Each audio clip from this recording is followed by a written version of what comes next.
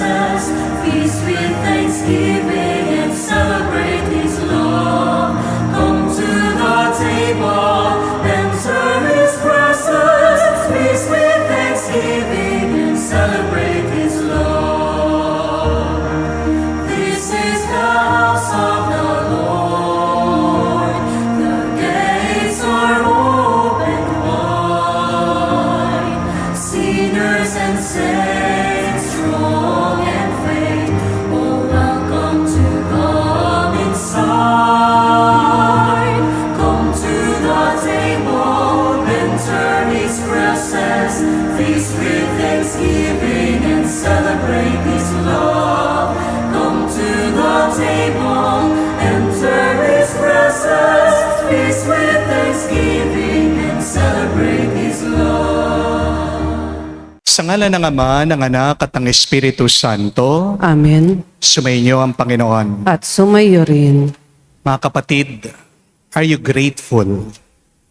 Are you thankful? Ikaw ba ay nagpupuri at nagpapasalamat sa Diyos dahil buhay ka? Dahil may natanggap kang pagpapala at grasya? Isang sekreto ito ng tuwa at galak. Pero aminin natin na minsan, na kahit tayo nagpapasalamat sa Diyos, kahit na may utang na loob tayo sa Diyos, napapagod din tayo. Nagsasawa din tayo. Nangangawit din tayo. Dahil hindi lang ang pasasalamat nagbibigay sa atin ng lakas, kundi pagmamahal. Kapag nakakalimutan mo na ikaw ay minamahal ng Diyos, hindi ka makakapagmahal sa iba. You can only give what you receive. If you want to love, then receive love from God. At yan ang mabuting balita. Sa umpisa pa lang, pinili tayo ng Diyos. At kahit na tayo makasalanan, kahit na marami tayong pagkakamali, palagi tayong pinipili ng Diyos. At paano natin babayaran, susuklian ang pagmamahal ng Diyos? Huwag ka lang magdasal. Huwag ka lang magsimba. Maging kamukha ka ng mga apostol. Naway sumunod ka sa Diyos. Naway gawin mo ang iyong buhay bilang isang misyon, pagtulong, paglapit ng ibang tao sa Panginoon. Sa mga pagkakataon na kung saan naging makasarili tayo, sa mga pagkakataon na kung saan tayo nagreklamo, sa mga pagkakataon na kung saan mas pinili pa natin magkasala kaysa sa maging tapat sa Diyos. Aminin natin ang ating mga pagkukulang, ang ating kasalanan. Tayo magpakumbaba, naway sa ating pagsisisi makita tayo muli, karapat dapat makatanggap sa mga banal na misteryo. Inaamin ko Sa makapangyarihang Diyos at sa inyo mga kapatid, na lubha akong nagkasala sa isip, sa salita, sa gawa, at sa aking pagkukulang.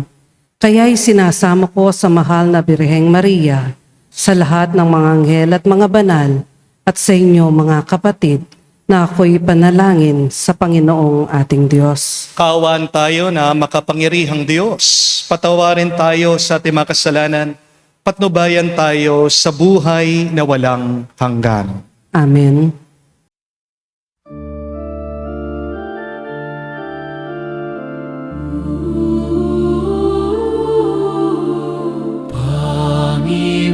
Panginoon, maaga. Panginoon, mabaga.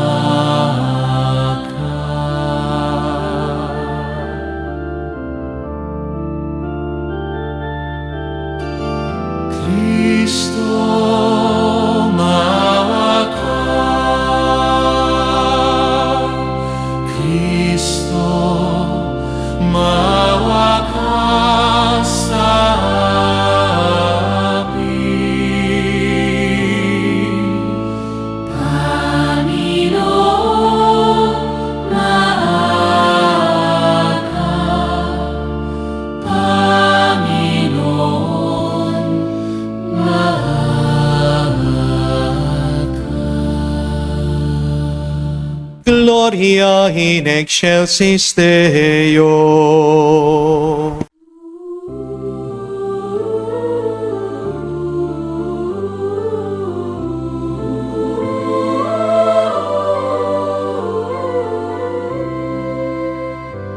Luwalhati sa Diyos sa kaitaasan, kaloob sa lupa ay kapayapaan. Pinupuri ka at ipinagdarangal, sinasamba ka dahil sa dakila mong kaluwalhatian. Panginoon naming Diyos, Hari ng langit, Amang makapangyarihan, Panginoong Hesukristo, buktong na anak ng Diyos, Kordero ng Ama. Ikaw na nag-aalis ng mga kasalanan ng sanlibutan. Tanggapin mo ang aming kahilingan, ikaw na nanuluklok sa kanan ng Ama. Maawa ka sa akin, ikaw lang amang manal, Panginoong Hesukristo, kasama ng Espiritu, sa luwalhati ng Ama. Amen. Amen. Amen. Amen. Manalangin tayo. Ama naming makapangyarihan, lakas ka na mga walang inaasahan kung hindi ikaw.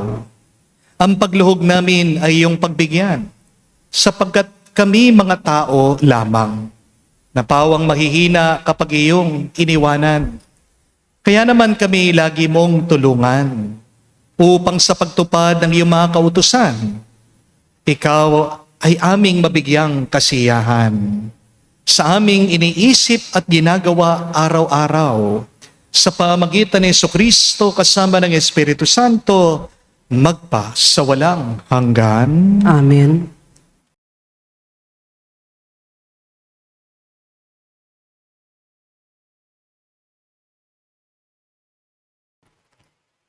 Pagbasa mula sa aklat ng Eksodo.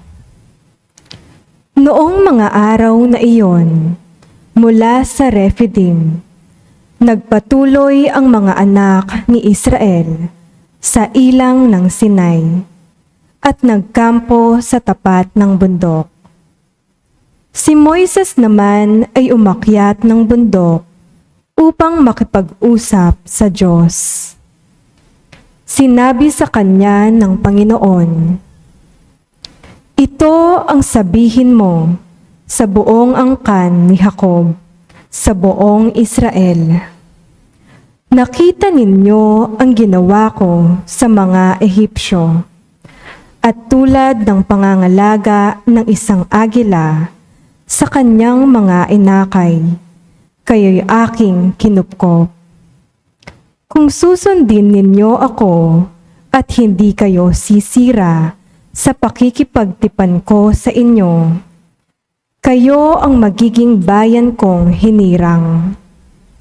Ang buong daigdig ay akin, ngunit kayo'y aking itatangi. Kayo'y gagawin kong bayan ng mga saserdote na maglilingkod sa akin, nakatalaga sa akin." Ang salita ng Diyos. Salamat sa Diyos. Lahat tayo'y kanyang bayan, kabilang sa kanyang kawan. Lahat tayo'y kanyang bayan, kabilang sa kanyang kawan. Umawit sa kagalakan ang lahat ng mga bansa. Panginooy papurihan, paglingkuran siyang kusa. Lumapit sa harap niya at umawit na may tuwa. Lahat tayo'y kanyang bayan, kabilang sa kanyang kawan. Ang Panginooy ating Diyos, ito'y dapat na malaman. Tayo'y Kanya, Kanyang lahat. Tayong lahat na nilalang. Lahat tayo'y bayan niya, kabilang sa Kanyang kawan. Lahat tayo'y Kanyang bayan, kabilang sa Kanyang kawan. Mabuti ang Panginoon, pag-ibig niya'y walang hanggan. Siya'y Diyos na mabutit laging tapat, kailanman. Lahat tayo'y Kanyang bayan, kabilang sa Kanyang kawan.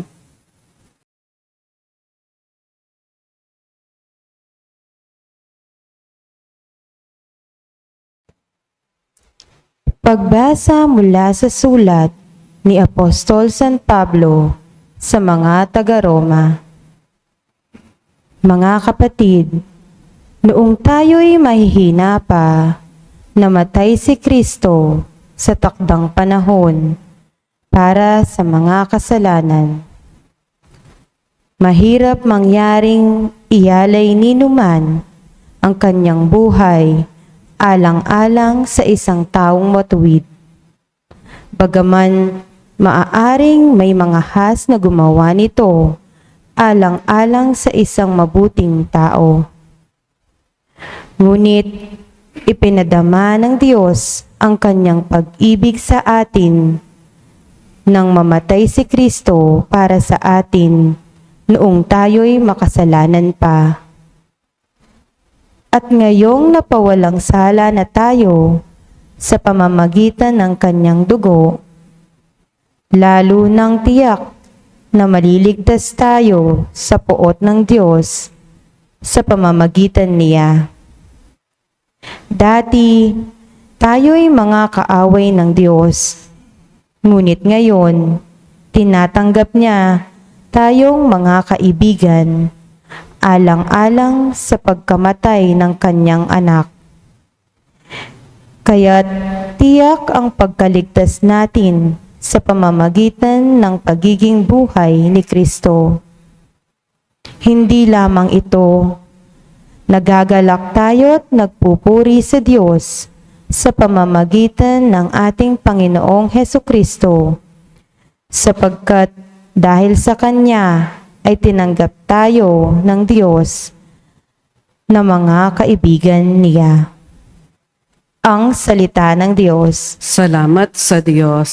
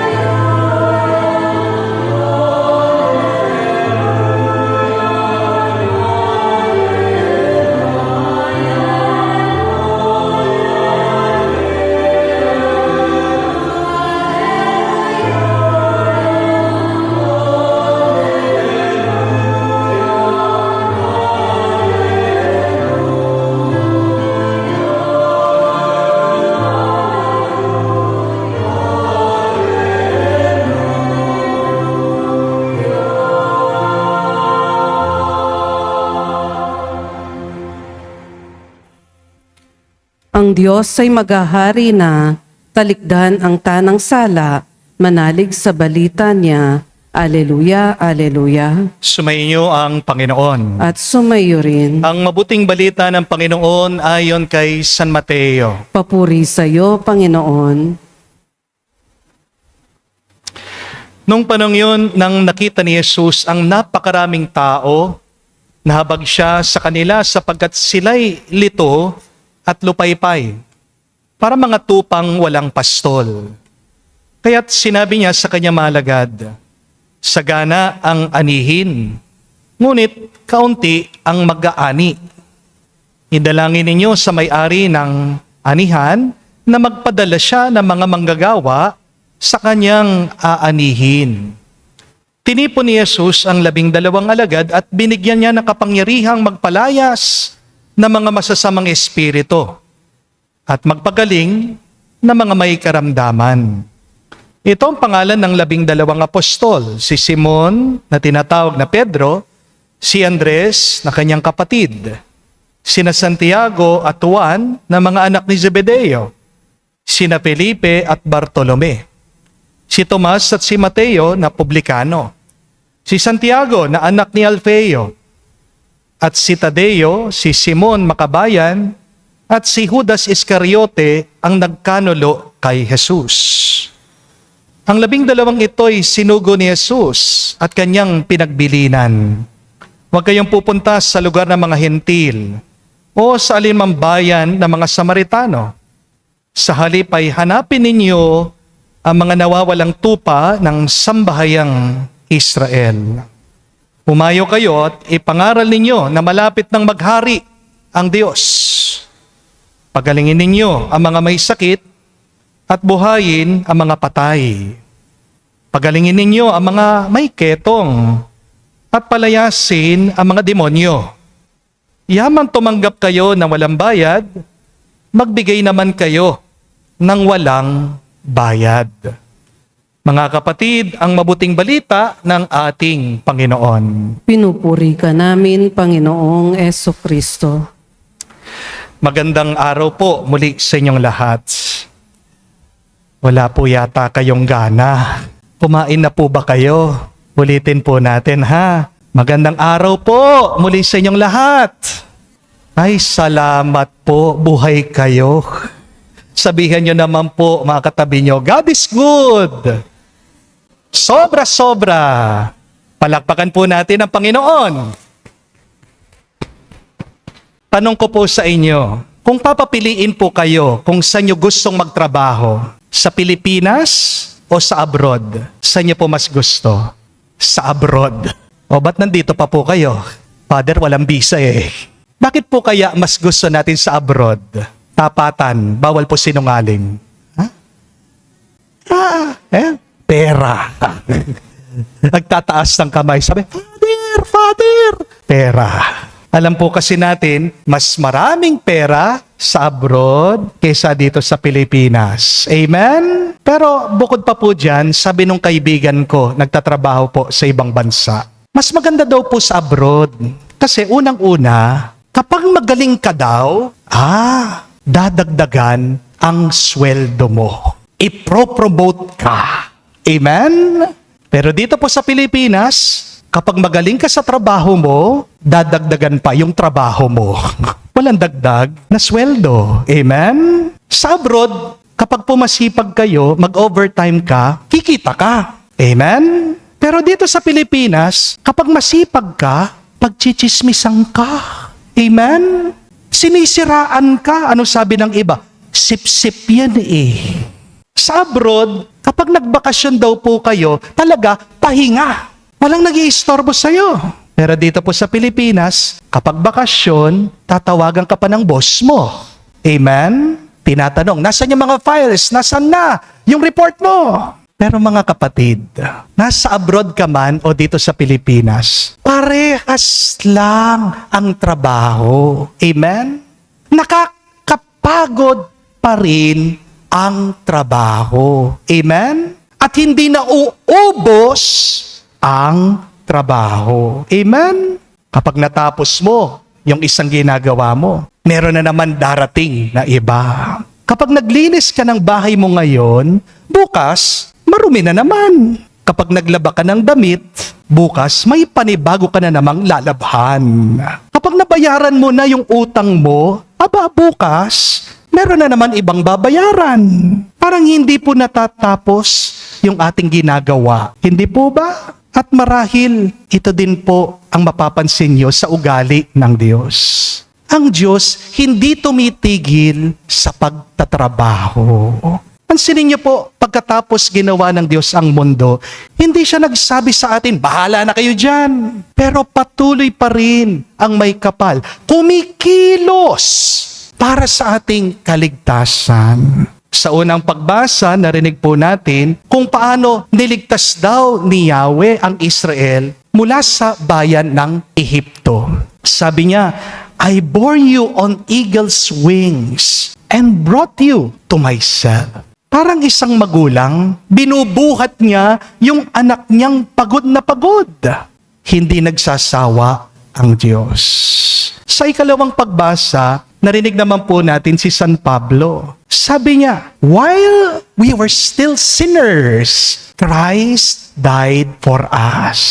Hindi po tumigil na magmahal ang Diyos sa atin kahit na paulit-ulit tayong nagkasala. At sa ating ebanghelyo, nakita po ni Jesus ang mga tao, pagod daw sila, naliligaw, sugatan, nawawalan ng direksyon. At ano pong reaksyon ng ating Panginoon? Hindi siya nainis, hindi siya nagalit, hindi siya nagreklamo. Sabi po ng ebanghelyo, Jesus was moved with pity for these people.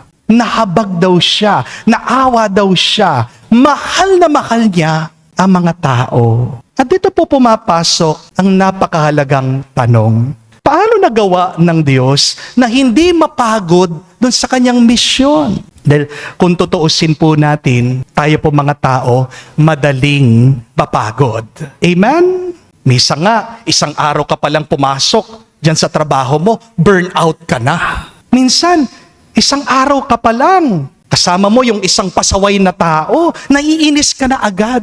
Minsan isang pagkakamali lang ng asawa mo, ayaw mo na siyang kausapin.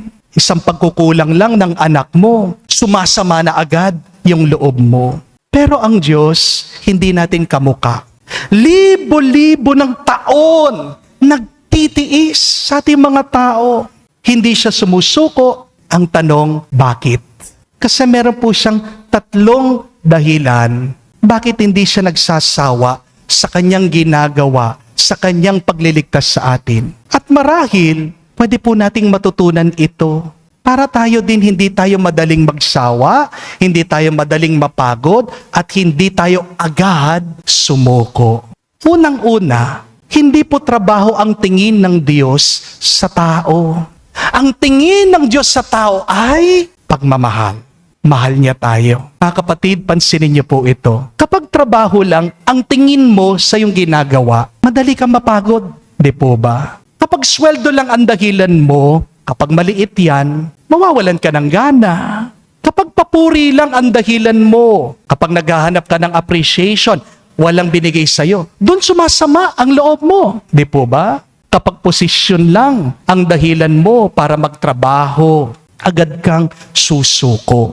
Pero kung pagmamahal ang pinakadahilan mo, magtatagal ka. Maaaring mapagod ka, pero hindi ka basta-basta titigil. Amen? Maaaring masaktan ka, pero hindi ka basta-basta susuko. Meron pong isang kwento tungkol sa isang tubero. Napakahusay po niya sa kanyang trabaho. Malinis po siyang gumawa, mabilis po siyang kumilos. At halos po lahat ng mga customer nitong tuberong ito, kontento sa kanya, satisfied ang kanyang mga customer. Isang araw po, habang nag-aayos po itong tubero sa isang bahay, natanong po siya ng may-ari, sabi, Kuya, mukhang magaling ka sa iyong ginagawa. Siguro masayang-masaya ka sa iyong trabaho, no? Ngumiti po ng kakaunti yung tubero at sumagot. Sabi niya, sa totoo lang po, matagal na akong hindi masaya. At nagulat po yung may-ari. Sabi niya, hindi ka masaya? Bakit nagtatrabaho ka pa? Tahimik po yung tubero.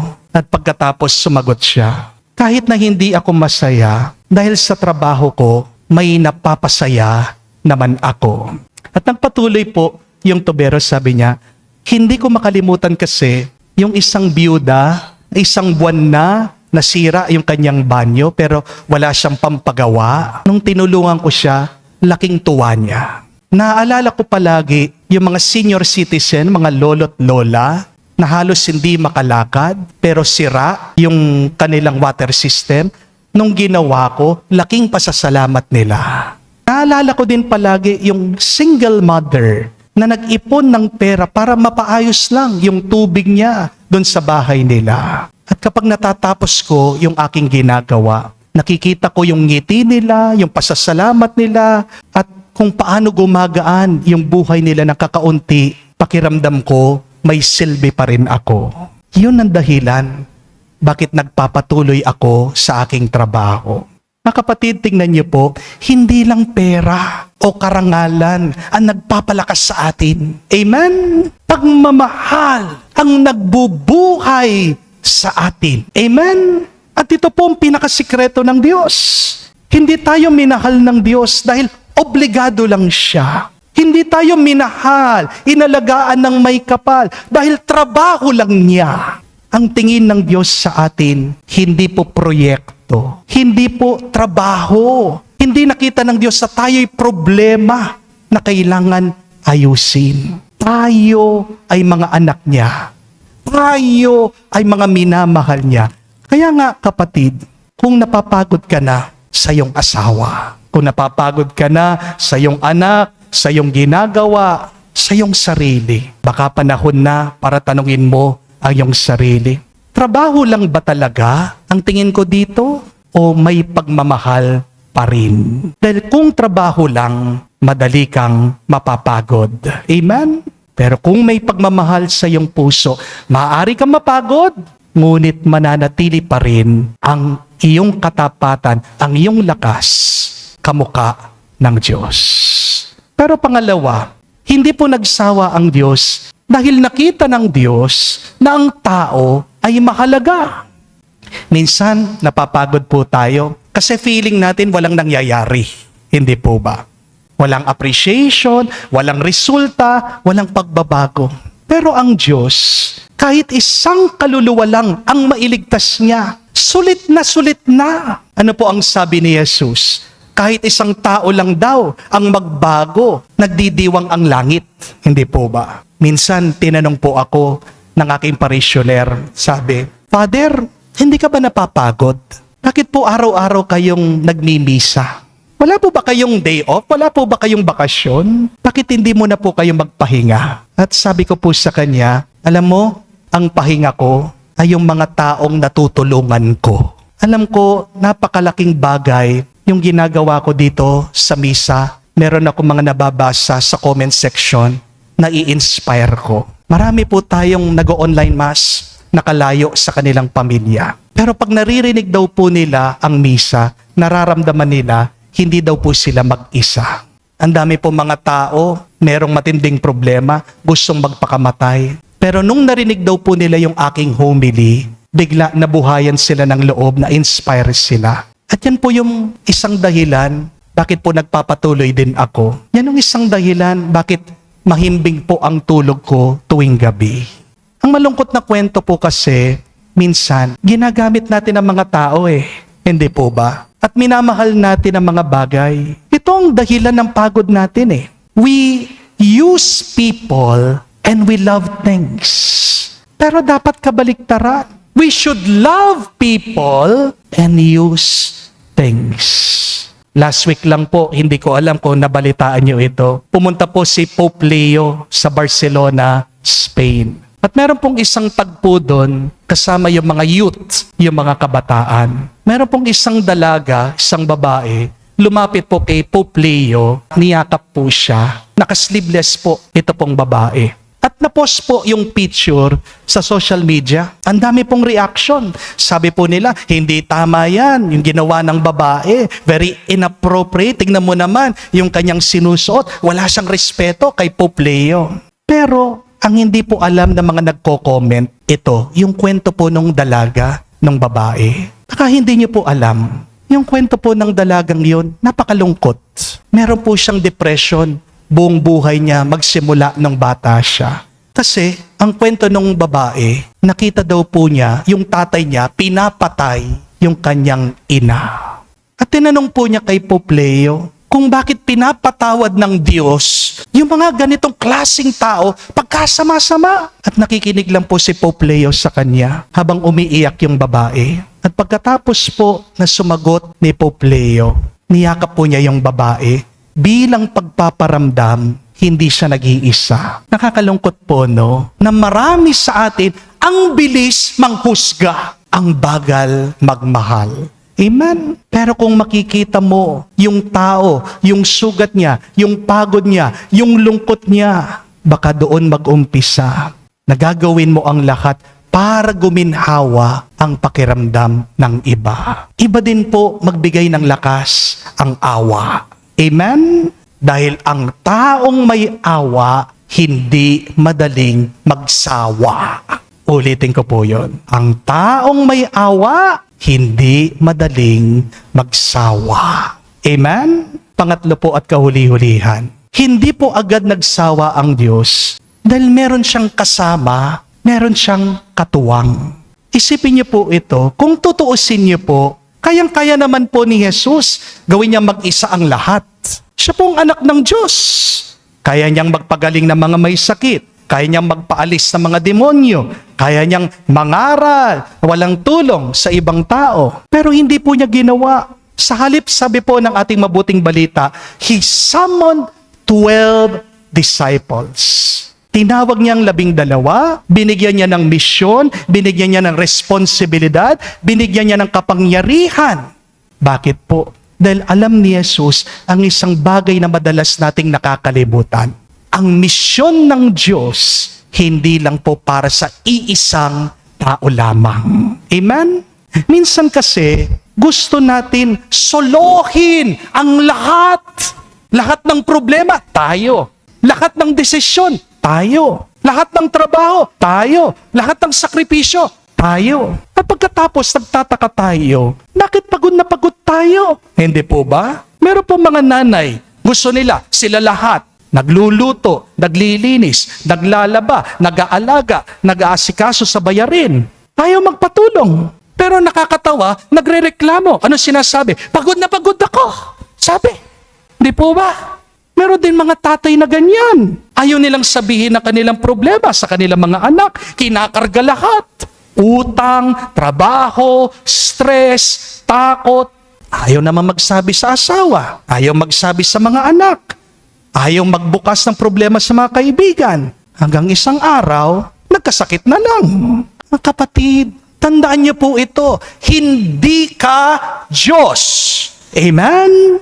Dahil ang Diyos mismo, hindi nagtrabaho mag-isa. Amen? Kung nga si Jesus nagkaroon ng 12 apostoles, disipulos, katuwang, katulong, bakit ikaw? Sinosolo mo ang problema. Bakit ikaw? Mag-isa mong hinaharapan ang problema. Kung nga po si Moises, merong Aaron. Kung si San Pablo, meron siyang Timoteo. Kung si Jesus, merong mga apostoles. Bakit ayaw mong magpatulong sa iba? Kaya nga po gustong-gusto ko yung kwento doon po sa Barcelona, Spain. Yung napakaganda pong simbahan doon, ang pangalan Sagrada Familia. Pinagdadasal ko po, sana pagdating ng araw, kung makaipon po kayo, mag-pilgrimage kayo, pumunta po kayo doon sa simbahan na yun. Sobrang ganda po ng simbahang yon, Sagrada Familia. Ito po ay ginawa ng tanyag na engineer, architect, si Antonio Gaudí. Noong pong 1882, sipin niyo po, doon niya inumpisahan yung simbahan na yun. At napakaganda po ng pangarap niya. Gusto po niya magtayo ng isang napakataas na simbahan, bibigay ng kalwalhatian sa Diyos. Pero alam niyo po ba, hindi po nakita ni Gaudí yung pagkatapos ng kanyang simbahan. Nangyari, na-aksidente po si Gaudí. Tinamaan po ng tren noong 1926. Hindi po siya kilala ng mga tao. Kala po nila pulubi. Kaya nung ginawa, dinala po sa isang mahirap na hospital, doon po siya namatay. Pero mabuting balita ito, kahit na namatay siya, nag-iwan po siya ng plano, nag-iwan po siya ng guhit, nag-iwan po siya ng gabay, nag-iwan po siya ng prinsipyo. Kasi alam niya, hindi naman talaga niya matatapos yung simbahan doon sa buhay niya. Alam po niya, hindi niya matatapos yung simbahan na mag-isa. Alam po niya, matatapos yung simbahan sa tulong ng ibang arkitekto, sa tulong ng ibang engineer, sa tulong ng ibang manggagawa, sa tulong ng ibang donor, sa tulong ng ibang pamilya, sa tulong ng ibang henerasyon. At isa-isa po, pinagpatuloy yung kanyang sinimulan. At kaya nandun po si Pope Leo, dahil 100 years po ng birthday nitong architect na ito, nitong engineer si Gaudi. Halos matapos na po yung simbahan. 4 pong henerasyon ng mga pamilya nagtrabaho doon sa simbahan bago ito matapos. Kaya tandaan niyo po ito, ang simbahan hindi po tinatayo ng isang tao lamang. Amen? Ganyan din sa pamilya. Hindi nabubuo ang pamilya dahil sa isang tao lamang. Ang ating bayan, hindi po umaasenso yan dahil sa isang pinuno lamang. Kapag nagtutulungan ang mga tao, may nabubuong maganda. Amen? Kapag nagtutulungan ang mga tao, may nabubuong banal. Kapag nagtutulungan ng karamihan, meron tayong nagagawang obra maestra. At ito po ang gustong ituro ni Jesus sa atin. Ang ani marami, pero kakaunti ang manggagawa. Kaya sabi niya, humingi kayo ng tulong sa Diyos, magpadala ng mas maraming manggagawa. Mga kapatid, sana wag mong solohin ang misyon. Wag mong solohin yung problema mo. Wag mong solohin yung buhay mo. Matuto kang magtiwala. Amen? Matuto kang magbahagi. Matuto kang magpatulong. Dahil ang mga dakilang bagay ay hindi po bunga ng iisa lang tao. Ang mga dakilang bagay dito sa mundo, bunga na maraming taong nagtutulungan at nagmamahalan. Amen? Mga kapatid, hindi po matatapos ang mga gawain natin sa mundong ito. Habang umiikot ang mundo, merong trabahong kailangan gawin. Merong sugat na kailangan pagalingin. Merong problema na dapat ayusin. At merong tao na dapat mahalin. At kung minsan, nakakapagod talaga. Amen? Pero, para hindi ka maubos, para hindi ka mabigatan sa buhay, 3 bagay sanang iyong tandaan. Una, huwag mong isipin na trabaho lang yan. Pero pangalawa, huwag mong kalimutan ang halaga ng tao. At pangatlo, magpatulong ka, maghanap ka ng katuwang. Kaya sa banal pong misang ito, magpatulong po tayo sa Diyos. Naway punuin niya muli ang ating puso ng pagmamahal. Para magpatuloy po tayo na may tuwa, may lakas. At dito mapupuno ang ating buhay ng pagpapala ngayon at magpakailanman. Amen. Tumayo po tayo, pahayag po natin ang ating pananampalataya, ating sabihin, sumasampalataya ako Sa Diyos amang makapangyarihan sa lahat na may gawa ng langit at lupa, sumasampalataya naman ako kay Jesucristo, isang anak ng Diyos, Panginoon nating lahat. Nagkatawang tao siya, lalang ng Espiritu Santo, ipinanganak ni Santa Mariang Birhen, pinagpakasakit ni Poncio Pilato, ipinako sa krus, namatay, inilibing, nanaog sa kinaroroonan ng mga yumao, ng may 3 araw, nabuhay na maguli, umakyat sa langit, naluluklok sa kanan ng Diyos amang makapangyarihan sa lahat. Doon nagmumulat paririto at maghuhukom sa nga manabubuhay at nangamatay na tao. Sumasampalataya naman ako sa Diyos Espiritu Santo, sa banal na simbahang Katolika, sa kasamahan ng mga banal, sa kapatawaran ng mga kasalanan, sa pagkabuhay na muli ng mga nangamatay na tao, at sa buhay na walang hanggan. Amen. Panginoong Yesus, tinatawag mo kaming manalangin para sa mga manggagawa ng iyong anihan. Naway magsugo ang Diyos Ama na mga lingkod, nagpapahayag na mabuting balita. Manalangin tayo at ating sabihin, Panginoon, dinggin mo kami. Panginoon, dinggin mo kami. Para sa simbahan, naway maglingkod kami ng may pag-ibig at malasakit sa lahat, lalo na sa mga nakakaligtaan. Manalangin tayo sa Panginoon. Panginoon, dinggin mo kami. Para sa Santo Papa, mga obispo at mga pari, naway maging mabunga ang kanilang paglilingkod at maipakita ang pag-ibig ni Kristo Manalangin tayo sa Panginoon. Panginoon, dinggin mo kami. Para sa mga reliyoso at reliyosa, konsagradong babae at lalaki, at laikong misyonero at misyonera, naway mapalakas sila at maalalayan sa kanilang misyon, manalangin tayo sa Panginoon. Panginoon, dinggin mo kami. Sa katahimikan po ng ating puso, banggitin natin sa Diyos ang ating mga personal na pangangailangan. Panginoong Yesus, tulungan mo kaming maglingkod ng bukal sa puso upang ikaw ang malwalhati magpakailanman. Amen.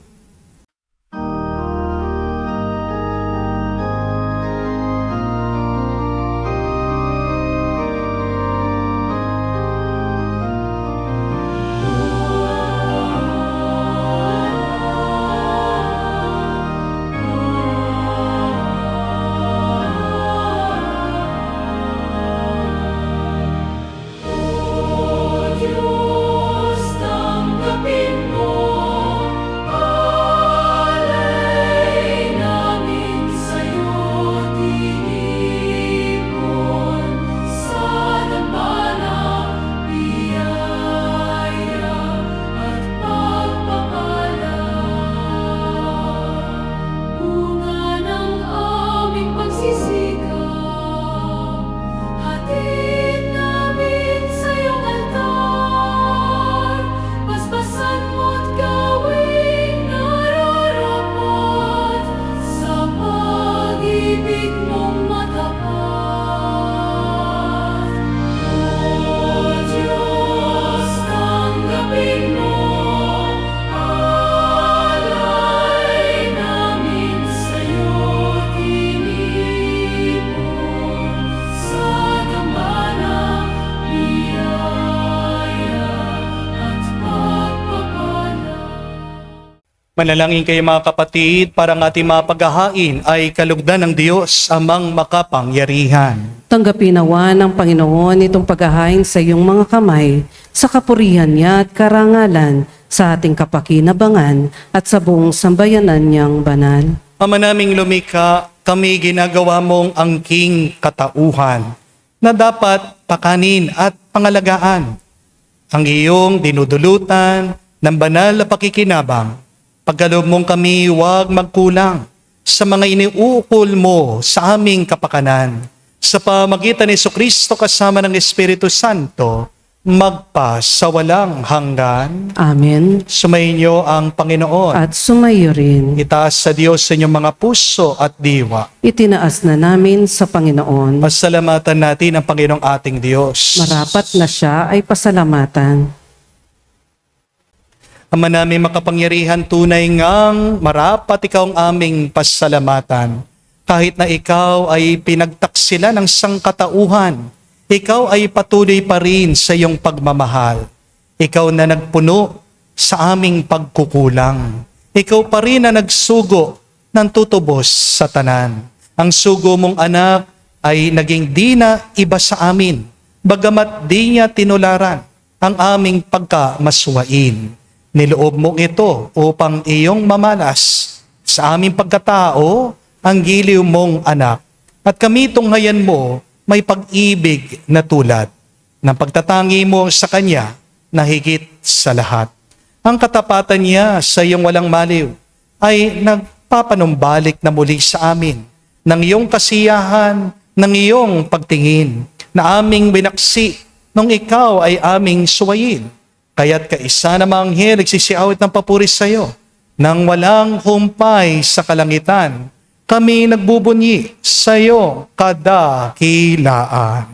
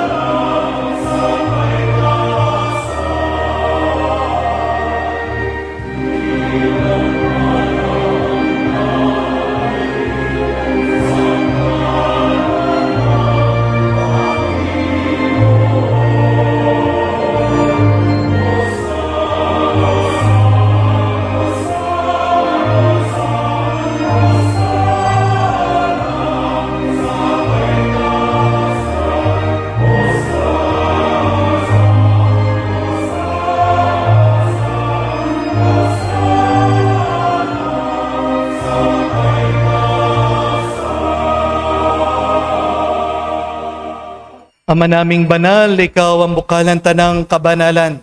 Kaya't sa pamagitan ng iyong Espiritu, gawin mong banal ang mga kaloob na ito upang para sa amin maging katawan at dugo ng aming Panginoong Heso Kristo. Bago niya pinagtiis ang kusang loob na maging handog, hinawakan niyang tinapay, pinasalamatan kanya, pinaghati-hati niya iyon, inabot sa kanyang malagad at sinabi, tanggapin ninyong lahat ito at kanin. Itong aking katawan na ihahandog para sa inyo.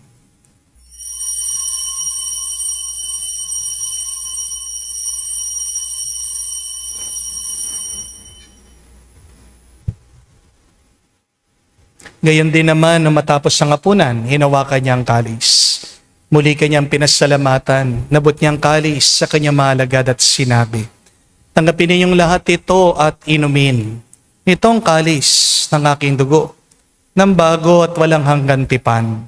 Ang aking dugo na ibubuhos para sa inyo at para sa lahat, sa ipagpapatawad ng mga kasalanan. Gawin ninyo ito sa pag-alaala sa akin.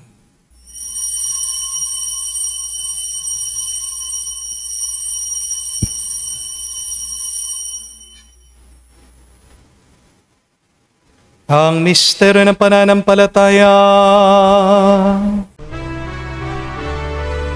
Aming ipinahayag na namatay ang iyong anak, nabuhay bilang Mesiyas at magbabalik sa wakas para mahayag sa lahat. Ama, ginagawa namin ngayon ang pag-alaala sa pagkamatay, muling pagkabuhay ng iyong anak. Kaya tinialay namin sa iyong tinapay nagbibigay buhay at ang kalis na nagkakaloob ng kaligtasan. Kami nagpapasalamat dahil kami yung minarapat na tumayo sa harap mo para maglingkod sa iyo. Sinasamo namin kami magsalo-salo sa katawan at tugon ni Kristo ay mabuklod sa pagkakaisa sa pamagitan ng Espiritu Santo. Amalingapin mong iyong simbahan, laganap sa buong daigdig.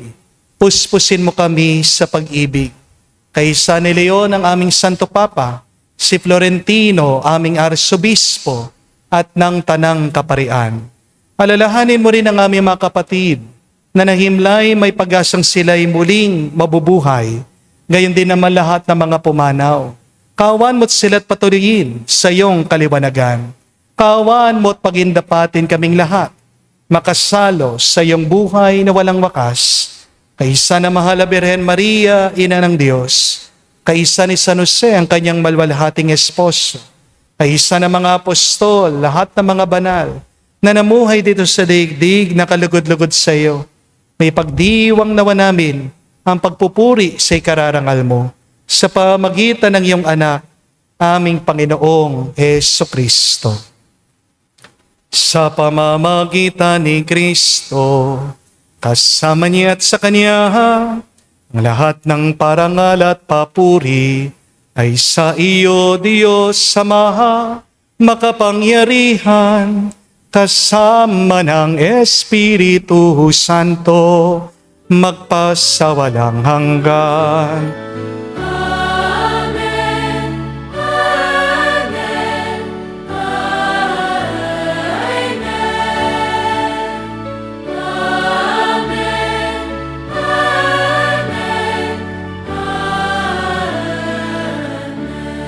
Sa nakagaling na utos sa turo ni Jesus sa Panginoon natin na Diyos, ipahayag natin ng lakas, loob.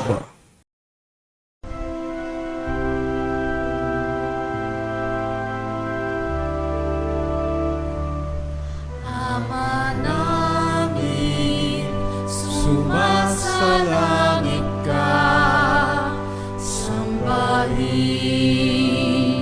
ang ngalan mo, mapasa amin ang kaharian mo,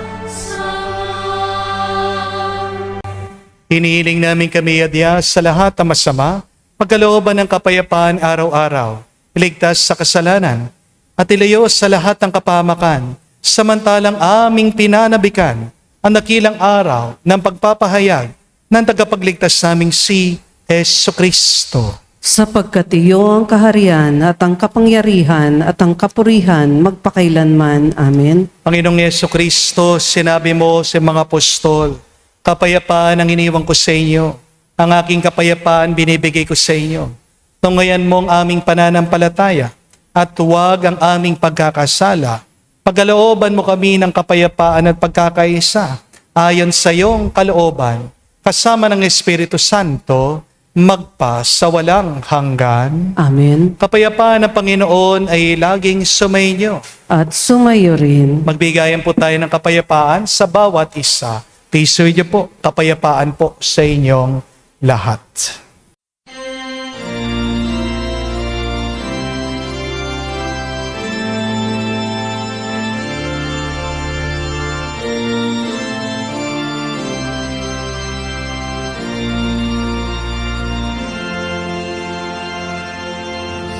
Kordero ng Diyos na nag-aalis ng mga kasalanan ng sanlibutan, maawa ka sa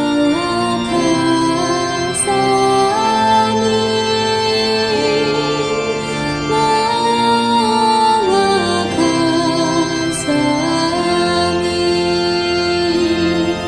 Kordero ng Diyos na nag-aalis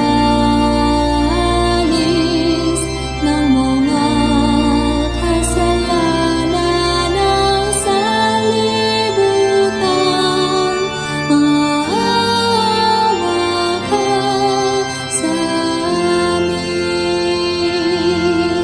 Kordero ng Diyos na nag-aalis ng mga kasalanan ng sanlibutan, ipagkaloob mo sa amin ang kapayapaan.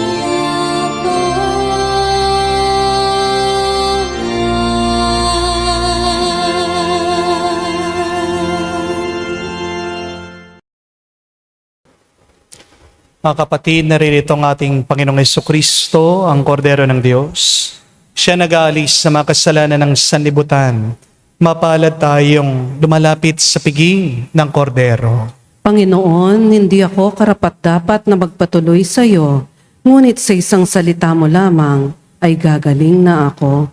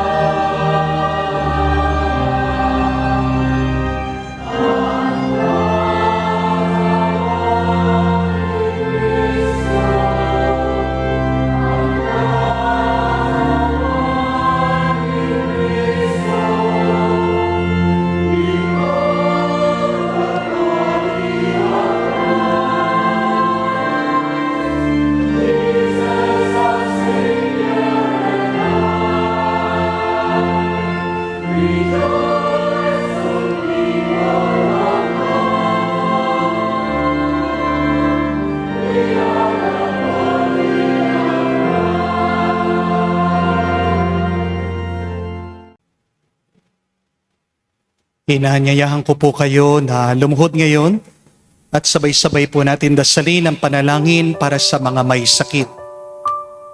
Panginoong Yesus, lumalapit po kami sa iyo ngayon upang idulog ang kagalingan ng mga may sakit. Haplusin niyo po sila at pagkalooban ng panibagong lakas upang sila ay muling makapaglingkod sa iyo. Patawarin niyo po sana sila sa kanilang mga kasalanan at pagkalooban din ng kagalingang pangkaluluwa. Amen. Sa katahimikan po ng ating puso, banggitin natin sa Diyos ang pangalan ng mga kapatid nating may malubhang karamdaman. Hilingin natin sa Diyos sa sila ay pagalingin. Hinihiling namin ito sa ngalan ni Kristo, aming Panginoon. Amen. Panalangin para sa mga OFW. Ama, pinapanalangin namin sa iyo ang natatanging kahilingan na lahat ng mga nagtatrabaho sa ibang bansa. Tulungan mo sila bawat sandali ng kanilang buhay habang nasa ibang bansa. Palakasin mo sila kapag pinanghihinaan sila ng kalooban. Pagalingin mo sila tuwing nagkakasakit. Aliwin mo sila kapag nalulungkot sila. Ilayo mo sila sa namang masama at kapahamakan upang magpatuloy sila lagi sa kanilang buhay. Mapahalagan nawa ng kanilang mga pamilya ang bawat sakripisyo nila sa ibang bansa upang wag masayang ang kanilang pagpapagal. Kawan at pagkalooban mo ng biyaya ang lahat ng mga OFW dahil sa iyo lamang aasa at wala ng iba pa. Ang lahat ng ito ay sama-sama naming panalangin sa ngalan ni Jesus. Amen. Banal na mukha ni Jesus, Kaawaan mo kami. manalangin tayo. Ama namin mapagmahal, ang pinagsaluhan naming banal na pakikinabang na nagpapahiwatig sa iyong pakikisa sa tanang naririto, nakikipagdiwang, ay magdulot nawa ng pagkakaisa sa iyong sambayanan. Sa pamagitan ni Jesucristo kasama ng Espiritu Santo, magpa sa walang hanggan. Amen. Muli po, in behalf ng aming parokya, kami po ay nagpapasalamat sa inyong lahat, ating mga followers na nakisalo sa ating banal na misa ngayong araw. Palakpakan po natin ang bawat isa dito. Thank you very much po. At tayo din po ay nagpapasalamat sa ating mga regular, consistent, and very faithful online mass goers, lalong-lalo na ang ating mga kapatid OFW sa abroad. Palakpakan po natin ang ating mga OFW, ang bayani ng ating bayan. No? Sumulat po ang ating arsobispo sa lahat ng mga parokya na tayo po ay magkakaroon ng second collection para po sa mga biktima ng naging lindol doon po sa Mindanao, sa Davao. No? Pwede niyo pong i-deposit o ilagay yung inyong mga second collection, yung inyong mga donations, yan po sa ating bank account. No? Balikan nyo na lang po ang ating offertory. Nakalagay po dyan yung ating BPI, ating GCash at Maya. No? Lahat pong ito ay idadala po natin pantulong sa mga nawalan po ng kanilang mga kabahayan, sa mga nasira na eskwela doon po sa Mindanao. In advance, maraming salamat po sa inyong tulong. Tayo po ay nakapagbigay na in advance ng 100,000. No? Sana po madagdagan nyo bilang tulong po dito sa mga kapatid natin na naging biktima ng lindol. I pray that the more that you give, the more you receive. Amen? Mga kapatid, tandaan niyo po, hindi mauubos ang trabaho dito sa mundo. Pero, meron tayong isang Diyos na hindi nagsasawang kumikilos at nagtatrabaho. Paano hindi magsawa, mapagod sa ating ginagawa kamukha ng Diyos? Unang-una, huwag mong isipin ito'y trabaho. Isipin mo, ginagawa mo ito mula sa pagmamahal mo. Ang kasabihan nga, if you love your job, you will never work in your life. Kapag mahal mong ginagawa mo, hindi ka magtatrabaho. Amen? Pero pangalawa, sana makita mo yung halaga ng iyong ginagawa. Sana makita mo yung ginagawa mo ay tulong pagpapabuti sa ibang tao. Kaya nalulungkot tayo kasi ang mahalaga lang sa atin resulta, pera, kayamanan. Aminin natin, madalas minamahal natin ang gamit, ginagamit natin ang tao. Baliktad po. Dapat mahalin mong tao, gamitin mo ang gamit. Dahil ang buhay, minsan lang, lilipas yan, dadaan dito sa mundo. Amen? Ang gamit, ang pera, pwede mong palitan. Pero ang tao, pag nawala, wala na yan. Ganyan kahalaga ang tao. Amen? Dahil pagdating din po ng araw, pag nakaharap natin ng Diyos, di naman tayo tatanungin ng Diyos, gaano karami yung pera mo eh. Pero tatanungin ng Diyos, paano ka nagmahal? Paano mo trinato yung iyong kapwa? Doon tayo husga ng Diyos. At kahuli-hulihan, para hindi tayo mapagod, magpatulong tayo. Maghanap tayo ng katuwang. Tandaan mo, hindi ka Diyos. Kung nga ang Diyos, Diyos na naghanap ng katulong, sana maghanap ka din na magiging katulong o katuwang mo, ano man ang problema, ano man ang trabaho, ano man ang pagsubok na hinaharapan mo. Alam ko po, meron mga iba sa inyo, ayaw na magpatulong kasi napahiya. Hindi po ba? Nagpapatulong pagkatapos kung ano pa yung sinabing masasakit nung nilapitan mo. Kung ayaw, wag pilitin. Amen? Pero merong iba dyan, handang tumulong sa'yo. Amen? Pero bago ka humingi ng tulong, gawin mo muna yung pinapagawa ng Diyos. Sabi niya, humingi kayo sa Ama, magpadala ng katuwang niyo. Yun yung pagkukulang natin. Yun yung pagkakamali natin. Kasi humihingi ka ng tulong, hindi ka pa nagdasal. Hindi po ba? Before you ask for help from God. Kaya hindi ka tinulungan, hindi ka naman humingi ng tulong sa Diyos eh. Pag humingi ka ng tulong sa Diyos, anong sabi ng Ebanghelyo? Siyang magpapadala. Hindi ka man kailangan gumalaw, merong darating para tumulong sa'yo. Yan ang assignment po natin. Anong gusto mong ipatulong sa Diyos? Financial mo ba? Diyan sa iyong pangangatawan, sa problema niyong mag-asawa? You ask God for help. And then wait, hope, trust the Lord. God will send somebody to help you. Amen? Sumayin niyo ang Panginoon. At sumayo rin. At kayo basbasa ng Diyos, makapangyarihan sa lahat. Sa ngalan ng Ama, ng Anak, ng Espiritu Santo, Amen. ang ating misa'y natapos na. Humayo tayo sa kapayapaan ni Kristo. Salamat sa Diyos.